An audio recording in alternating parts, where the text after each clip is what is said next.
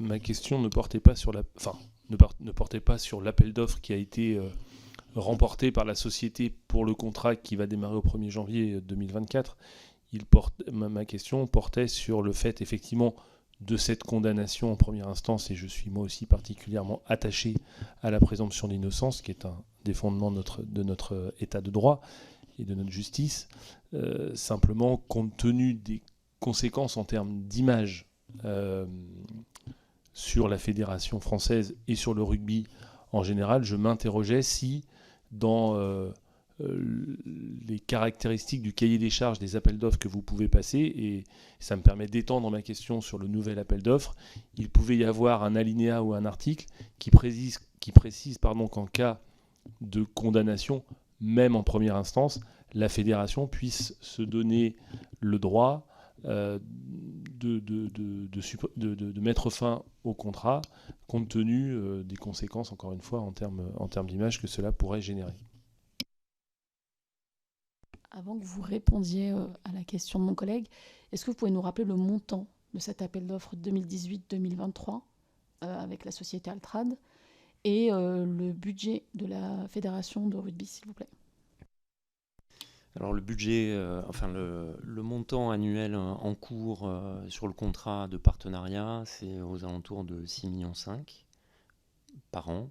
sur un budget global de la fédération aux alentours, qui varie en fonction des années, mais qui est en moyenne aux alentours de 130 millions d'euros. Donc c'est un contrat qui pèse lourd et qui sera plus généreux encore à partir du 1er janvier 2024, puisqu'on a changé en fait la pyramide des partenariats pour essayer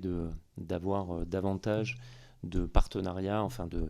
que le volume de produits liés au partenariat soit supérieur, puisqu'on a besoin effectivement de ressources complémentaires.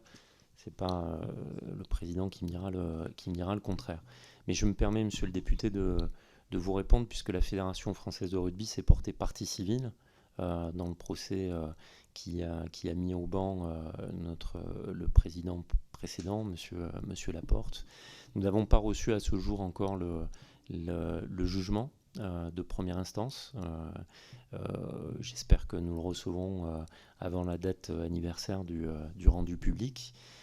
Pour autant, dans la synthèse du jugement qui nous a été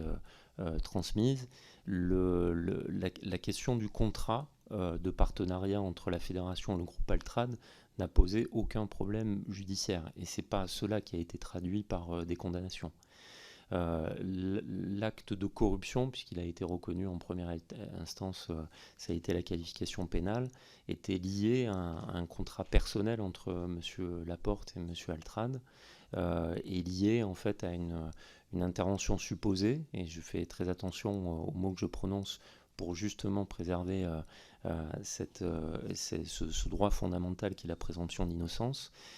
sur une intervention en commission d'appel. Mais le contrat de partenariat a été réputé et jugé comme conforme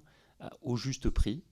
par les enquêteurs, qui étaient en l'occurrence la BRDE sous commandement d'autorité du PNF. Donc ce contrat n'a aucune raison, puisque effectivement la question peut tout à fait légitimement se poser, mais le contrat n'est absolument pas remis en question dans le cadre de ce procès. Donc la fédération ne pouvait pas remettre en cause ce contrat, puisqu'il a été fait en totale conformité dans les règles du droit de la concurrence et au juste prix. Donc le contrat actuel comme le contrat futur, même s'il est dans un autre cadre d'appel à concurrence, ne pouvait pas être remis en question. Juste peut-être avant que vous preniez la parole, comme vous évoquez la question de ce contrat, pourtant nous, ce dont on a eu connaissance, c'est que selon la présidente du tribunal, la procédure de mise en concurrence a été conduite afin que seule la société Altrad formule une proposition. Donc c'est bien la question du contrat, ou en tout cas du process qui a été remis en question. Là, je vous lis le jugement qui a été rendu, selon la présidente du tribunal. Moi, je n'ai pas la précision de cela, puisque nous n'avons pas reçu le jugement définitif, première instance. Ce qui est certain,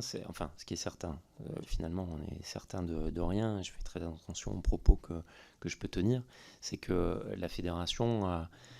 en tout cas essayé de démontrer qu'elle avait mis en concurrence cette ouverture de droit, puisque à l'époque, le maillot n'était pas vendu. C'est la première fois que la face avant du maillot était ouverte effectivement à un sponsoring, donc à un partenariat, que l'ensemble des partenaires majeurs de la fédération a été consulté et qu'ils n'avaient pas souhaité répondre, et qu'ensuite un appel d'offres a été lancé de manière à obtenir la meilleure des offres possibles. Le montant que je vous ai indiqué sur le montant du contrat annuel qui vient à échéance au 31 décembre a été, je crois, alors je vais pas prendre le terme de juger, mais a été considéré, a été qualifié de juste prix.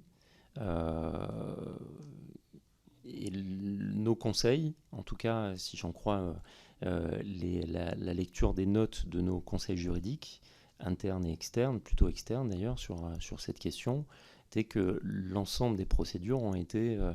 conduites de manière tout à fait conforme. En tout cas, nous n'avons pas eu d'injonction dans la condamnation, me semble-t-il, il n'y a pas eu d'injonction de la justice de casser le contrat, puisqu'il n'a pas été considéré comme